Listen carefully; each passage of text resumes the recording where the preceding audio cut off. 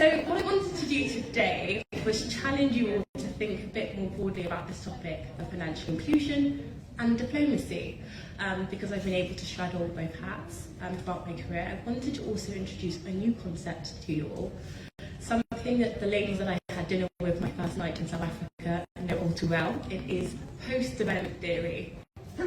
And I think when we're talking about solutions for how to include women and gender and make finance more inclusive for women across the continent of Africa, we need to start by asking what measures and indicators are we using in imagining how African women should measure their progress and advancement in society. And I say post-development is theory to use.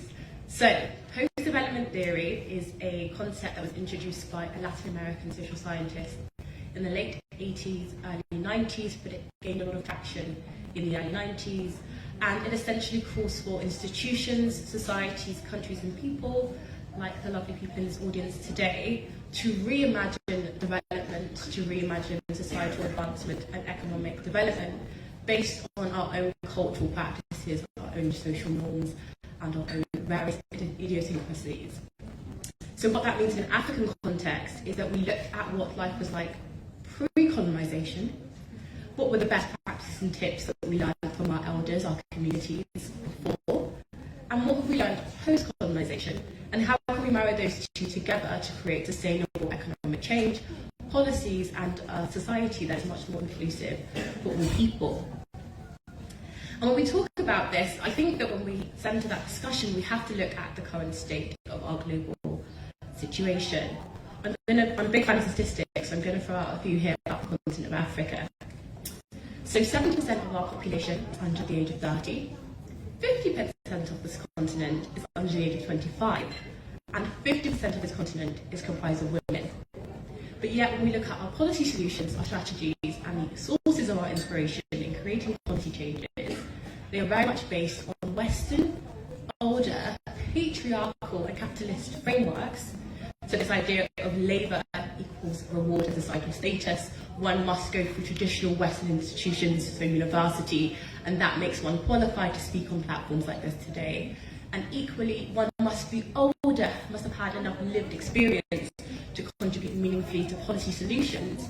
These are part of the reasons why, in my professional opinion, and through my consultative works, we've concluded that Africa is struggling to advance and progress societally. So I'm going to talk to you a bit about some of the work I've done within the continent, and also some of the conversations I've had at the international diplomatic circles that I think we need to consider when talking about these issues. So I'm going to take you back 3 years, back to 2019, and I was one of 16 global consultants working with the United Nations Major Group for Children and Youth.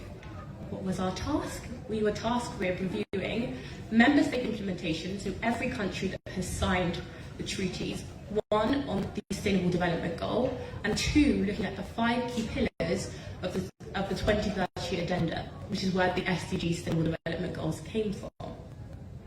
So over 6 months, whilst I was completing a research fellowship at the University of Sydney in Australia, we worked to look at how member states had implemented the goals, particularly from the vantage point of young women and marginalised groups, including women.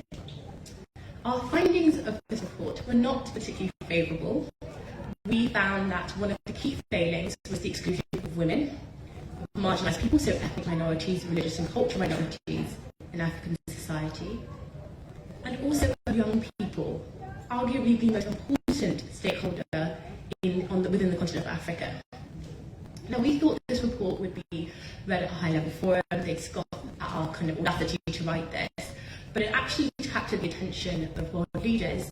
And so, in that year at the United Nations General Assembly, we were invited to speak a bit more about our findings. And this is also the backdrop of where we are now globally. So, as you know, in 2015, the Paris Agreement was signed by member states, which one recognised our climate emergency. And within the continent of Africa, climate change is probably one of the single biggest challenges we have in terms of women empowerment, financial inclusion, and from a gendered lens.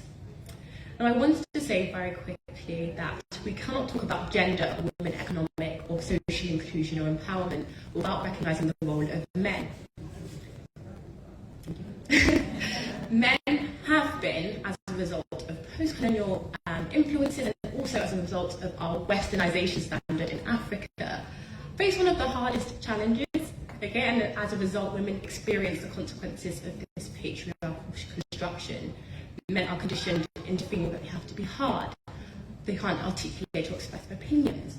When it comes to financial decisions, they have been embedded with that knowledge and framework that women are meant to serve subservient roles, and those inspirations come from religion, from society, but also from the lovely patriarchal framework that Europe and most Western nations operate from and normalizes in the continent of Africa. So I think that when we're talking about how to create better inclusion and include women within that framework, we need to look at it from an intersectional, multi-layered lens.